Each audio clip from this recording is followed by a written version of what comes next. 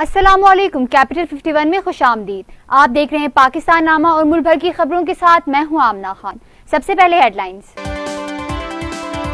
जमीन के तनाजे ने खून सफेद कर दिया। ठरी मीरवा के नवाही गांव हाजी हादी बख्श लियारी में मलकियत की खातिर भतीजों ने चचा के घर पर हमला कर दिया। 3 अफराद शदीद जख्मी हो गए, जिन्हें अस्पताल मुंतकिल कर दिया गया।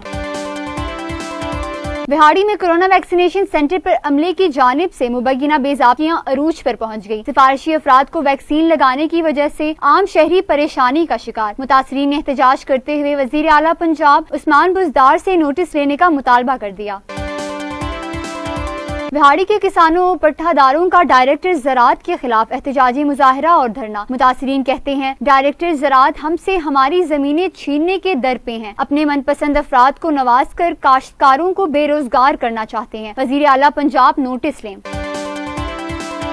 फाजिलपुर में बेवा खवातीन और यतीम बच्चों की आलमी दिन की मुनासिबत से तकरीब का इनेकाद। तकरीब में खवातीन की कसीर तादाद ने शिरकत की। शोबा खवातीन की इंचार्ज मैडम रेहाना कहती हैं बेवा खवातीन और यतीम बच्चों को उनका हक उनकी दहलीज पर मिलेगा और उनकी फलाह बहबूद की हर मुमकिन कोशिश की जाएगी।